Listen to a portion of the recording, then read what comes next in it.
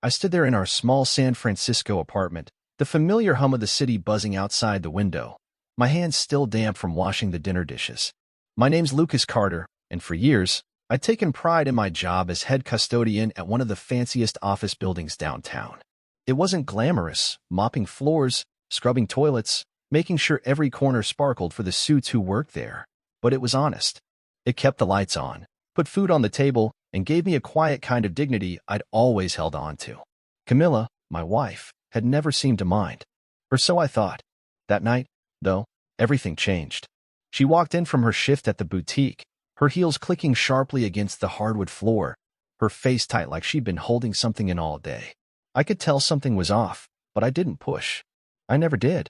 She dropped her purse on the counter, avoided my eyes, and then, after a long pause, she finally let it out. "Please, don't come to my sister's wedding," she said, her voice low but firm. I frowned, wiping my hands on a dish towel, confused as hell. "Why?" I asked, thinking maybe I'd missed something, some family drama I hadn't caught wind of. She sighed, heavy and irritated, like I was making this harder than it needed to be. "I don't want people to know you're just a cleaner," she said. The words hit me like a punch to the gut. Just a cleaner. I stood there, staring at her, my mouth dry, trying to process it. I'd never hidden what I did, never saw a reason to. But the way she said it, like it was some dirty secret, made my chest ache.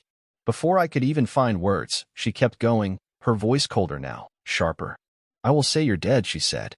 "Never contact me again." I froze. Dead? My own wife was ready to bury me, erase me from her life like I was nothing. I looked into her eyes, those hazel eyes I'd fallen for years ago, and saw nothing but resolve. No regret, no softness, just a woman who'd already made up her mind. I'd always known Camilla came from money, a family with fancy dinners and big houses, while I was just a guy from the working side of town. But ashamed? That was new. That cut deeper than anything I'd ever felt. I didn't yell. I didn't beg. I just stood there, the silence stretching between us, heavy and suffocating. "You're serious," I finally said, my voice quieter than I meant it to be. She didn't answer, just turned away, her shoulders stiff. That was it, then. Years of marriage, cooking together, laughing over dumb TV shows, holding her when she cried about her dad passing gone. All because I wasn't good enough for her sister's big day. I don't even remember deciding to leave. It just happened. I walked to our bedroom, pulled my old duffel bag from the closet, and started shoving clothes inside. My work boots, my flannel shirts, the socks with holes I'd been too lazy to throw out. Every piece felt heavier than it should have, like I was packing up more than just stuff. I was packing up me. She didn't stop me. Didn't say a word. I zipped the bag, slung it over my shoulder, and glanced at her one last time. She was staring out the window, arms crossed, like I was already gone. Maybe I was. I stepped out into the cool night air, the door clicking shut behind me, and felt the weight of it all crash down. A broken man, that's what I was. Not because I'd lost her, but because I'd lost something I didn't even know I'd been holding on to, her respect. The streetlights flickered as I walked, no real plan, just moving. My phone stayed silent in my pocket. No calls, no texts, nothing. She'd meant it. I was dead to her. And as I trudged toward the cheap motel a few blocks away, the ache in my chest grew, mixing with a quiet anger I wasn't ready to face. How had it come to this? How had the woman I loved turned me into a ghost? I didn't have answers, not yet. All I had was my bag, my pride, and a job that, apparently, wasn't worth a damn to the one person who mattered most. I woke up in that cramped motel room, the thin mattress creaking under me, the faint smell of bleach and old cigarette smoke hanging in the air. My name's Lucas Carter, and after Camilla kicked me out, told me I was dead to her, I didn't have much left but my job. Head custodian at one of San Francisco's slickest office buildings. It wasn't much to some people, but it was mine.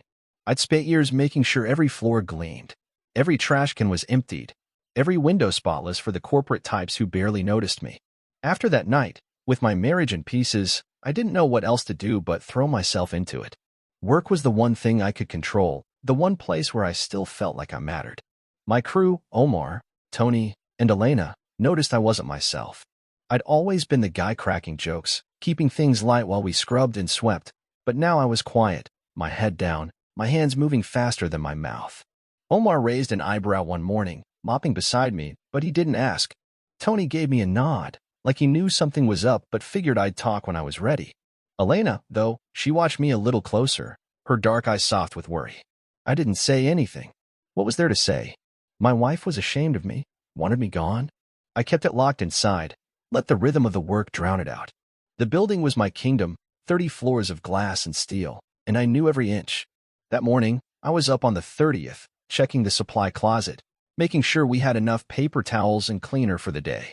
The sun was just breaking over the skyline, casting long shadows across the polished floors, when I heard footsteps behind me. Heavy, deliberate.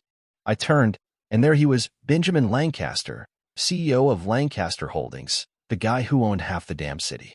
I'd seen him before, striding through the lobby in his tailored suits, but we'd never spoken. He was tall, gray hair slicked back, eyes sharp like he could see right through you. "You must be the head of cleaning here," he said, glancing at my uniform, the name tag stitched with Lucas and faded thread. His voice was deep, steady, not a hint of judgment. I straightened up, wiping my hands on my pants, feeling a little exposed. "Yes, sir," I said. "That's me. I just do my job."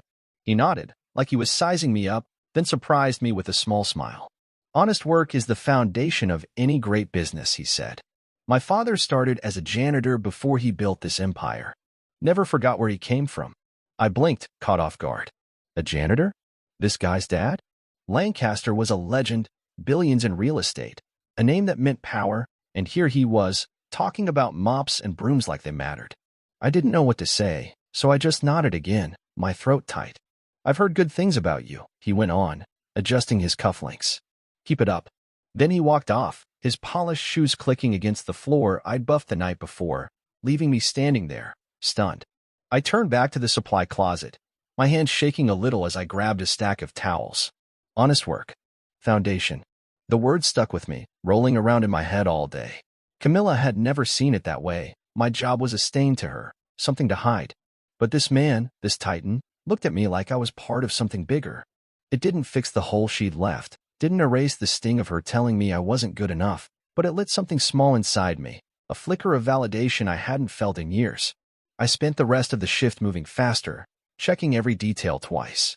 Omar caught me wiping down a railing that was already clean and laughed. "You trying to impress someone, boss?" he teased. I smirked, shrugging it off, but inside, I was holding on to Lancaster's words like a lifeline. My marriage was shattered, sure, but I still had this. My hands, my work, my pride. The elites upstairs might not know my name, but the building did. Every shining floor, every streak-free window, it was mine. And for the first time since Camilla turned her back on me, I felt like maybe that was enough. Not forever, maybe, but for now. I clocked out that night, the city lights glowing outside, and walked back to the motel, my steps a little lighter. I wasn't healed, not even close, but I wasn't nothing. Not yet. I was sitting on the edge of that lumpy motel bed, the TV flickering with some late-night show I wasn't really watching, when the mail came. "My name's Lucas Carter, and after Camilla told me she'd say I was dead, I've been trying to keep my head above water. Work kept me busy, kept me sane, but the nights were harder, quiet, empty, just me and my thoughts. That day, though, the quiet got louder. I'd grabbed the stack of envelopes from the motel office, mostly junk, ads for car insurance, a pizza coupon until I saw it. A thick envelope with her handwriting on it, neat and sharp, like everything about her.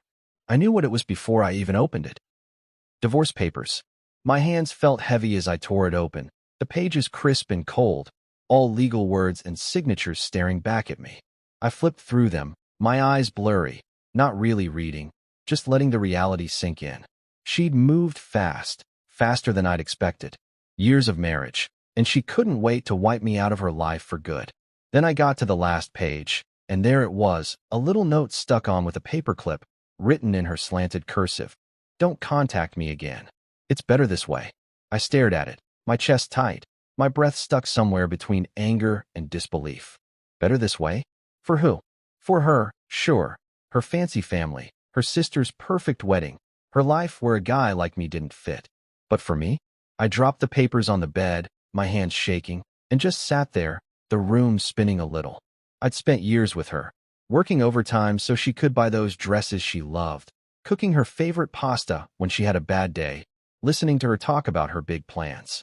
I thought we were a team. I thought she saw me. But no, she'd been looking past me the whole time, waiting for a chance to trade up, to scrub me off like dirt on her shoe. I grabbed the pen from the nightstand, the cheap kind with the motel logo on it, and signed the papers right there, my name scrawled big and messy across the line. No hesitation. What was the point? She didn't want me, and I wasn't about to beg. I shoved the pages back into the envelope, sealed it, and tossed it on the dresser like it was nothing, but my heart was pounding. I stood up, paced the tiny room, the carpet worn under my boots. Outside, the city hummed, cars honking, lights flashing, but in here, it was just me and this final betrayal. I'd known she was ashamed of me, known it since that night she told me to stay away from the wedding, but this was her driving the knife in and twisting it. I thought about calling her, just to hear her voice, just to ask why. Why I wasn't enough. Why she'd rather kill me off in her story than stand by me. But her note stopped me cold. Don't contact me. She'd made it clear. I was nothing to her now, a ghost she'd already buried. I sank back onto the bed, my head in my hands, trying to breathe through the ache. I wasn't crying, didn't have it in me, but I felt hollow, like she'd scooped out everything I'd built my life around and left me empty. The TV droned on, some guy selling knives, and I almost laughed at how stupid it all was. Here I was, a broken man, signing away my marriage while the world kept spinning like nothing happened. I thought about my job, the one thing she hated, the one thing I still had. Mopping floors, wiping down desks. It wasn't much, but it was real. More real than whatever she'd turned us into. I stood up again, grabbed my jacket, and headed out into the night. I didn't know where I was going. Just needed to move, to feel the cold air on my face, to shake off the weight of her words. The streets were busy, people laughing, living, and I walked through it all, invisible. I passed a bar, thought about going in, drowning it all in a beer or two, but I kept going. I didn't need that. I needed to feel this, to let it burn, to figure out who I was without her.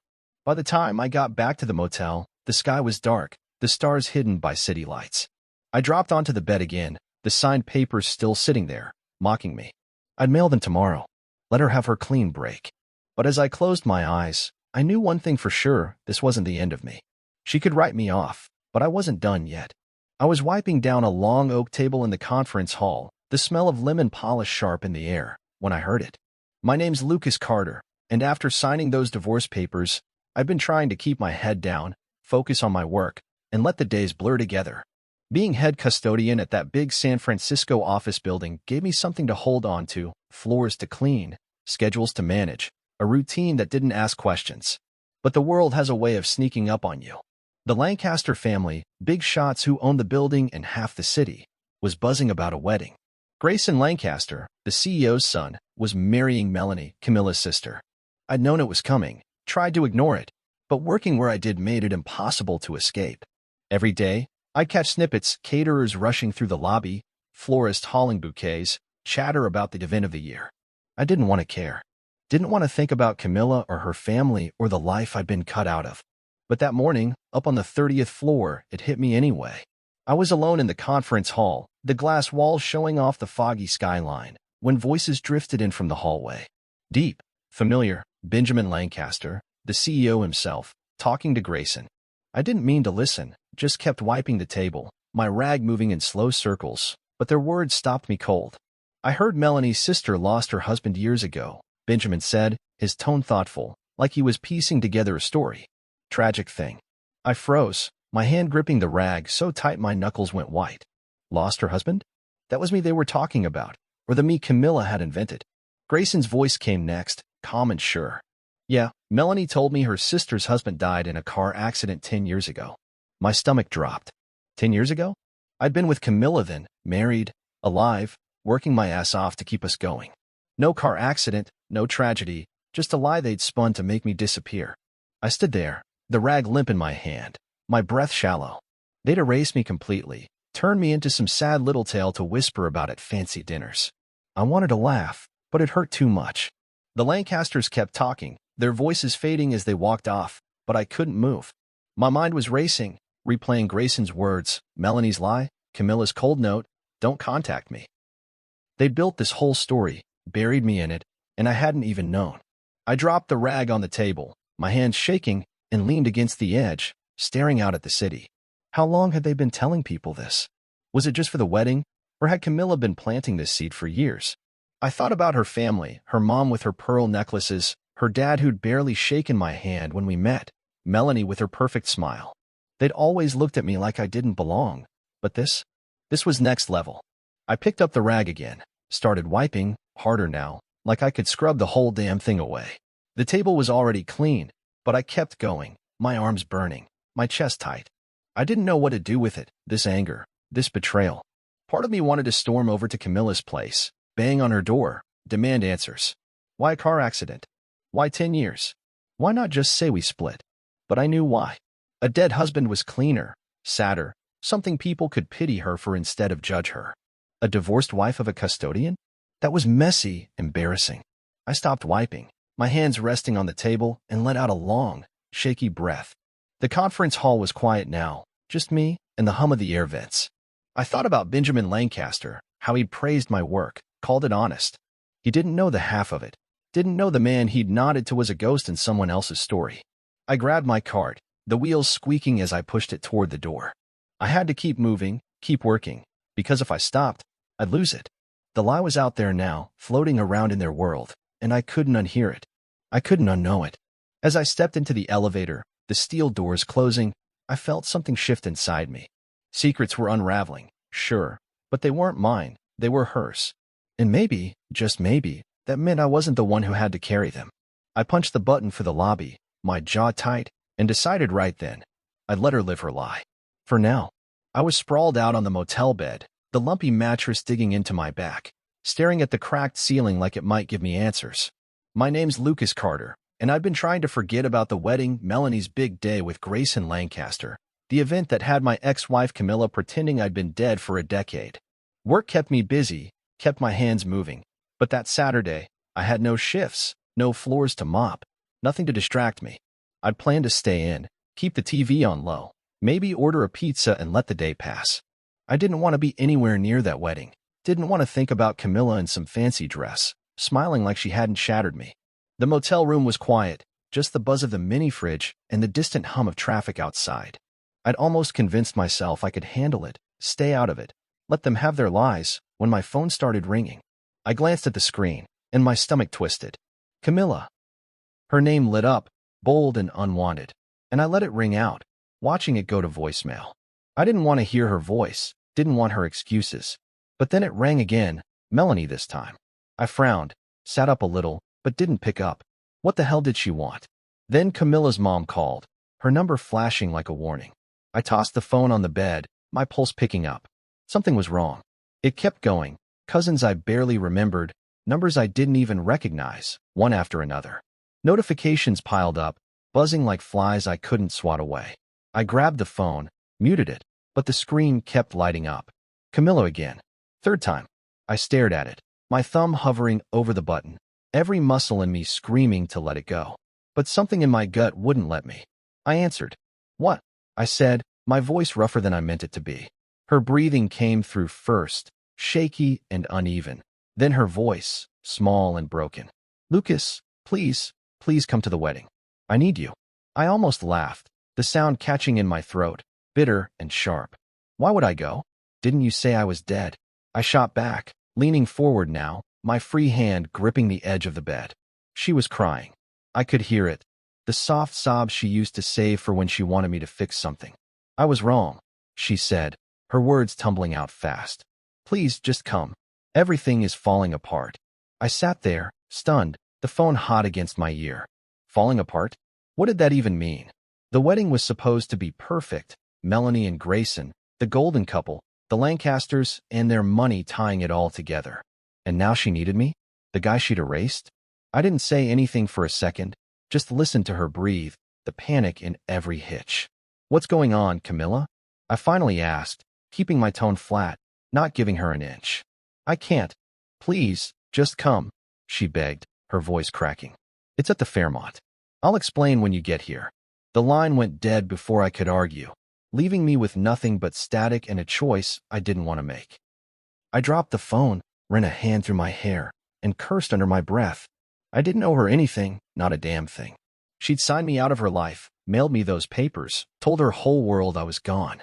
But that sound in her voice, desperate, raw, it stuck with me, tugging at something I thought I'd buried. I stood up, paced the tiny room, my boots scuffing the worn carpet. I could ignore it, let her deal with whatever mess she'd made. That's what I should have done. But my mind kept spinning. Why me? Why now? What had gone so wrong that she'd call the guy she'd thrown away? I stopped by the window, the blinds half open, the gray San Francisco day stretching out beyond the glass. I didn't want to go. Every part of me screamed to stay put, to let her drown in her own lies. But curiosity, or maybe something dumber, like the ghost of who we used to be, won out. I grabbed my jacket, the old denim one she'd always hated, and headed for the door. The Fairmont wasn't far, a cab ride I could barely afford, but I'd go. Not for her, I told myself, but for me, to see what kind of chaos could shake her enough to call me back from the dead. I stepped outside, the air cool and damp, and flagged a taxi, my gut churning the whole way there. Whatever was waiting, I'd face it. But I wasn't fixing anything, not this time. I sat in the back of that cab, the leather seats creaking under me, the city flashing by in a blur of gray and glass. My name's Lucas Carter, and I was on my way to the Fairmont Hotel, dragged there by Camilla's desperate voice echoing in my head, "Please come. I need you." I didn't want to go, didn't want to step back into her world after she'd kicked me out of it. But here I was, my hands clenched in my lap, my old denim jacket feeling out of place even in my mind. The driver didn't talk, just hummed along to some scratchy radio song, and I was glad for the quiet. I kept asking myself why I'd said yes, why I was doing this, but I didn't have a good answer. Maybe I just needed to see it, whatever mess she'd made, with my own eyes. The Fairmont loomed up ahead, all fancy stone and glowing lights, the kind of place I'd never belonged. I paid the driver with crumpled bills, stepped out, and felt the weight of it hit me. People in suits and dresses flowed through the doors, laughter and music spilling out, the wedding in full swing, or at least it had been. The second I walked inside, I knew something was off. Heads turned, eyes locked on me, whispers rippling through the crowd like I was some ghost crashing the party. I stuffed my hands in my pockets, kept my head up, and then I saw her, Camilla, rushing toward me across the marble lobby, her heels clicking fast. She looked like a wreck, her fancy dress wrinkled, mascara streaking her face, tears turning her into someone I barely recognized. "Lucas," she gasped, grabbing my arm, her fingers digging in. "Thank God you're here." I pulled back a little, frowning. "What's going on?" I asked, my voice steady even though my gut was twisting. She looked around, nervous, like she didn't want anyone to hear, then leaned in close. "They know," she whispered, her breath hot against my ear. I raised an eyebrow, stepping back again. "Know what?" She swallowed hard, her hands trembling. "Everything," she choked out, her voice breaking. I stood there, staring at her, trying to piece it together. "Everything? What the hell did that mean?" She grabbed my sleeve again, pulling me toward a quieter corner, away from the gawking guests. "Benjamin Lancaster found out," she said, her words spilling out fast. "He knows you're not dead, knows I lied about it all. He confronted Melanie and me, and Grayson, oh God, Grayson's furious. He's talking about calling off the wedding." My head spun. Benjamin Lancaster, the CEO who'd praised my work, knew the truth? I crossed my arms, keeping my distance, watching her fall apart. "So your lie blew up," I said, keeping it simple, my tone flat. "And now what?" Her eyes went wide, pleading. "You have to fix this, Lucas. Please." I almost laughed right there, the sound bubbling up bitter and sharp. "Fix it? Me? The guy she'd thrown away? And why would I do that?" I asked, leaning against the wall, my jaw tight. "You told them I was dead. You signed me out of your life. Why the hell should I clean up your mess?" She flinched, tears spilling faster now, but I didn't soften. I'd spent years bending over backwards for her, working late, swallowing her little digs about my job, and I was done. "I was wrong," she said, her voice small. "I know that now. I shouldn't have. I didn't mean what?" I cut in, stepping closer, my voice low but hard. "To tell your whole family I died in some fake car accident? To make me a stranger in my own life? What didn't you mean, Camilla?" She shrank back, wrapping her arms around herself, sobbing now. "I was scared," she said. "Scared of what they'd think. Scared of losing everything. I thought it'd be easier if you were just gone." I stared at her, the words sinking in. Easier? That's what I'd been to her, a problem to erase. I took a deep breath, let it out slow, trying to keep the anger from boiling over. "Well, it's not easier now, is it?" I said. She shook her head, her hands covering her face, and I just watched, feeling the distance between us stretch wider than ever. The lobby buzzed around us, guests milling, staff whispering. But it was like we were in our own little bubble, her desperation and my coldness filling the space. I didn't know what she expected me to do, walk in there, charm the Lancasters, save her sister's wedding. I wasn't that guy. Not anymore. Please, Lucas, she said again, reaching for me. I stepped back, out of her grasp. You made this bed, I said. Lie in it. And with that, I turned, ready to walk away, except I didn't. Not yet. Because part of me still wanted to see how this played out. I stood there in that fancy Fairmont lobby, Camilla's tear-streaked face still in front of me, her pleas ringing in my ears. But I wasn't moving, not yet. My name's Lucas Carter, and I'd come this far, against every bit of sense I had, because my ex-wife begged me to fix her mess. She'd lied about me being dead, and now the truth was out, unraveling her sister's wedding to Grayson Lancaster. I could have walked away, left her to drown in it, but something held me back, maybe curiosity, maybe the old habit of wanting to help her. So I nodded, sharp and reluctant, and said, fine. Let's see this through. Her eyes lit up, relief washing over her, and she grabbed my arm again, pulling me toward the ballroom. The doors swung open, and I stepped inside, the air thick with tension, chandeliers glittering above like they were mocking the chaos below. The room was packed, guests in tuxes and gowns, waiters frozen with trays, all eyes turning to me like I'd just crashed the party. And there, at the front, stood Benjamin Lancaster, his gray hair catching the light, his face hard as stone. Next to him was Grayson, tall and stiff, his jaw clenched, and Melanie, Camilla's sister, looking pale and small in her wedding dress. The silence was deafening, pressing down on me as I walked forward, Camilla trailing behind, her breath shaky. Benjamin's gaze locked onto me, sharp and steady, and he spoke first. So, he said, his voice cutting through the room, you're the man I was told had been dead for 10 years? I stopped a few feet away, my boots scuffing the polished floor, and took a deep breath. Yes, sir, I said, meeting his eyes. But I'm very much alive. The room went dead quiet, like everyone was holding their breath, waiting for what came next. I could feel Camilla behind me, shrinking into herself, but I didn't look back. This wasn't about her anymore. It was about me. Benjamin tilted his head, studying me, and I didn't flinch. I'd faced worse than this. Guess I owe you an explanation, I said, my voice steady even though my heart was pounding. My wife, ex-wife, decided I didn't fit her story. Said I was a cleaner, nothing more, and she was ashamed of it. So she told everyone I died. Car accident, 10 years back. Signed the divorce papers and told me never to contact her again. A murmur rippled through the crowd, low and shocked, but I kept going, the words spilling out now, raw and real. I didn't know about the lie till a few days ago. Overheard it right here in your building, Mr. Lancaster. Been working my job, keeping my head down, while she built a whole life without me in it. I paused, letting it sink in, my hands flexing at my sides. That's the truth. All of it. Benjamin's expression didn't change, but his eyes narrowed, flicking to Camilla, then to Melanie. Grayson stepped forward, his face dark with anger, and turned to Melanie. You knew about this? He asked, his voice low but cutting. Melanie's hands twisted in her dress, her lips trembling. Grayson, I swear. I didn't. I mean, I knew she said he was gone, but I didn't. Didn't what? Grayson snapped, cutting her off. Didn't think it mattered? Didn't think I'd care your family's been lying to me? Melanie's face went ashen, tears welling up, and she shook her head, but it was too late. The room felt like it was shrinking, the air heavy with the weight of it all. I stood there, watching it unfold, my chest tight but my head clear. I'd said my piece, laid it bare, and now it was theirs to deal with. Benjamin raised a hand, quieting the whispers, and looked at me again. You're the head custodian at my building, he said, like he was putting it together. The one I spoke to. I nodded. Yes, sir. Been doing the job for years. Took pride in it, even if she didn't. His mouth twitched, not quite a smile, but something close. Then he turned to Grayson. Son, what do you make of this? Grayson didn't hesitate. If this family can lie about something this serious, he said, his voice cold, how do I know what else you've lied about? I refuse to marry into deception. Melanie gasped, a sob breaking free, and Camilla grabbed my arm again, whispering, Lucas, do something. But I shook her off, stepping back.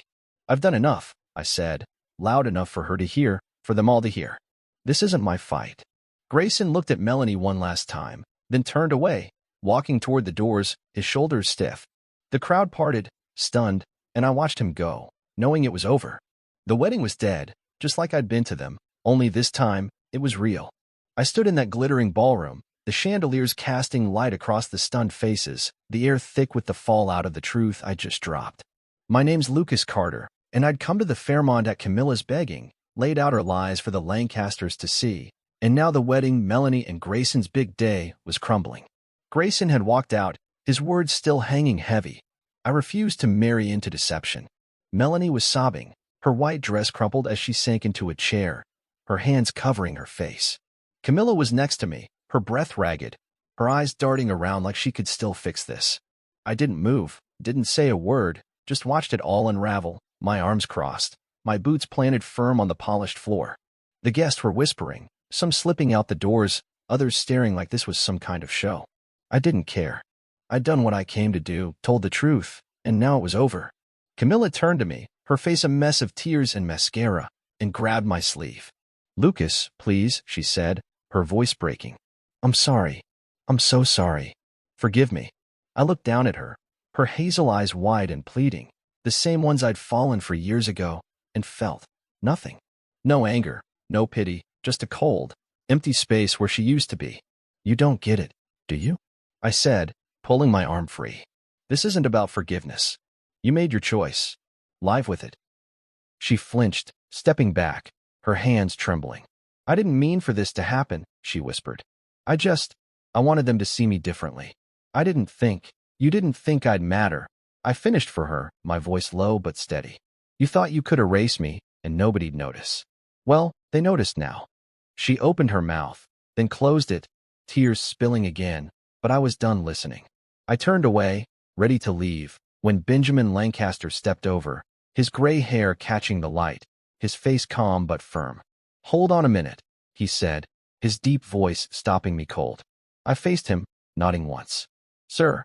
He glanced at Melanie, still crying, then at Camilla, who'd shrunk into herself, before looking back at me. "That took guts, coming here, saying what you did," he said. "I admire men who work hard and take pride in what they do. If I'd known the truth about you from the start, I'd have had a very different impression of this family." I didn't know what to say, so I just stood there, my hands in my pockets, waiting. He adjusted his tie, then dropped a bombshell. "You're wasted as just a cleaner," he said. "I want you to come work for me, head of facilities management for Lancaster Holdings. Better pay, more responsibility. You've earned it." My jaw dropped, just for a second, before I caught myself. "You serious?" I asked, my voice rough. He nodded, a small smile tugging at his mouth. "Dead serious. Think about it. Let me know Monday." Then he turned, heading back to his son's side, leaving me standing there, stunned. Camilla stared at me, her eyes wide, like she couldn't believe it either. "Lucas," she started, but I cut her off with a look. "Don't," I said. "You don't get to talk to me now." She backed off, wrapping her arms around herself, and I watched Melanie for a moment, her dream day shattered, her family's choices crashing down on her. She looked up, caught my eye, and I saw the guilt there, the regret, but I didn't soften. They'd all played their part in this lie, and now they were paying for it. I turned for the doors, the crowd parting as I walked through, my boots loud against the marble. Camilla called after me, her voice small. "Lucas, wait." But I didn't stop. I stepped out into the cool night air, the city sprawling beyond the Fairmont's glow, and took a deep breath. The wedding was off, Melanie was broken, Camilla was begging, and I was free. I didn't owe them anything. Not my time, not my help, not my forgiveness. Benjamin's offer rattled around in my head. Head of facilities management. Me, the guy Camilla was ashamed of, getting a shot like that. I almost laughed, the irony bitter and sweet all at once. I started walking, no cab this time, just me and the streets, the weight of the night lifting with every step. Camilla's reckoning wasn't mine to carry. She'd lost everything she'd chased, and I'd gained something I didn't even know I'd been looking for, a chance to be more than she'd ever let me be. The skyline glittered ahead, and for the first time in weeks, I felt the ground solid under me. I sat at my new desk, the wood smooth under my hands, the faint hum of the office building alive around me.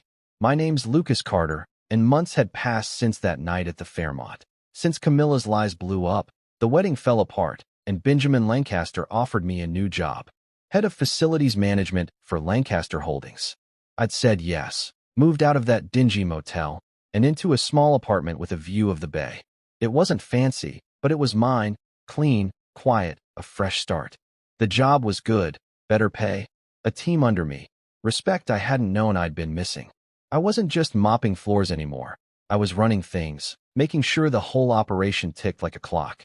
Omar, Tony, and Elena still worked with me, grinning when they saw me in a collared shirt instead of my old uniform, teasing me about being the boss now. I'd rebuilt my life, piece by piece, and it felt solid, real, like something I could stand on.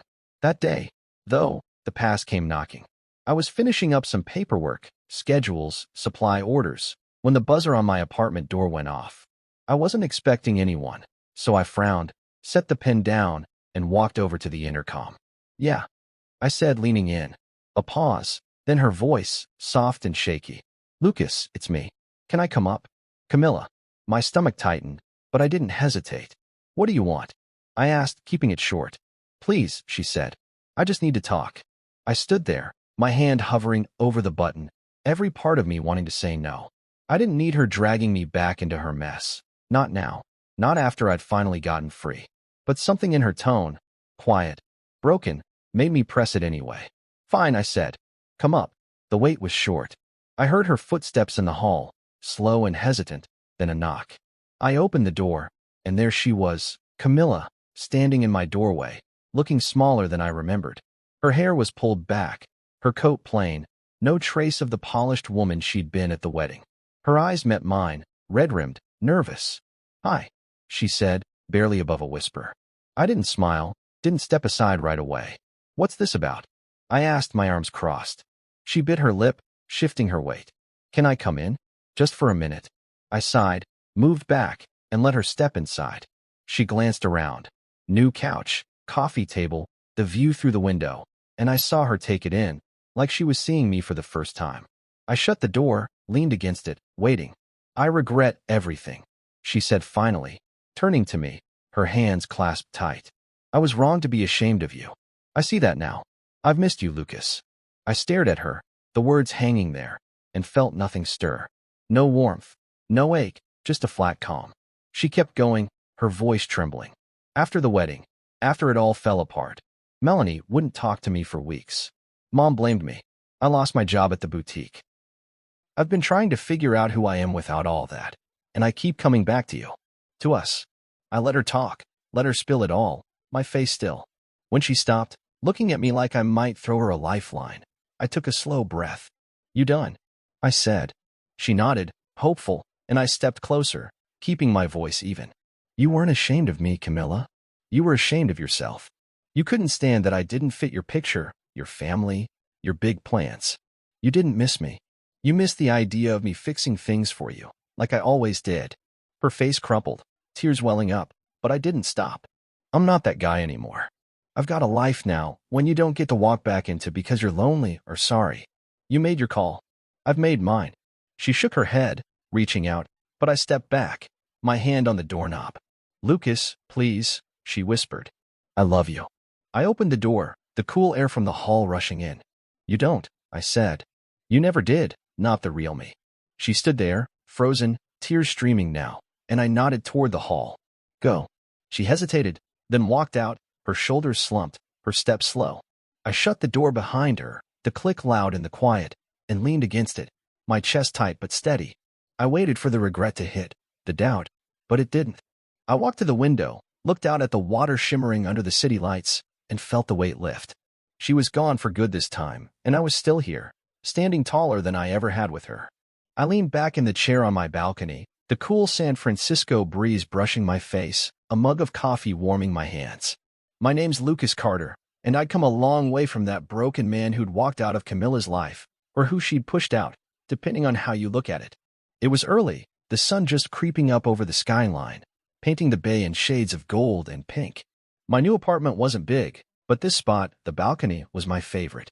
It was quiet up here, just me and the city stretching out below, a view I'd earned.